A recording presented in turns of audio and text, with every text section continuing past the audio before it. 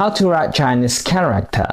听 means listen. How to write Chinese character 听 means listen.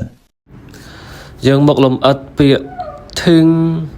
ធឹងសលេនស្មើសលេនទី1ធឹងយើងបកថាស្ដាប់ហើយអក្សរធឹងហ្នឹងគឺបានអក្សរខោហើយនឹងចិនបុកបញ្ចូលគ្នាខោយើងបកថាមាត់ខោសលេនទី3តកលោកមាត់តទៅពាក្យចិនហ្នឹងគឺជាពាក្យដែលសម្គាល់ទៅຂະຫນាត់ទម្ងន់ដូចជាពាក្យកងចិនយើងបកថាគីឡូហើយអក្សរចិនហ្នឹងបើយើងសម័យទៅដូចទៅនឹងរូបបថៅវាមានផ្លែបថៅនិងដងបថៅ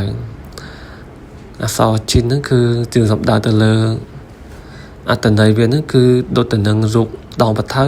ហើយនឹងផ្លែបថៅអញ្ចឹងយើងអាចមើលក្នុងរូបហ្នឹងបានហើយដល់តែពាក្យខោសលេនទី3ទឹកអលោកខោនឹងមាត់បើយើងសម័យទៅដូចប្រអប់មាត់យើងអញ្ចឹងវារៀង4ជ្រុង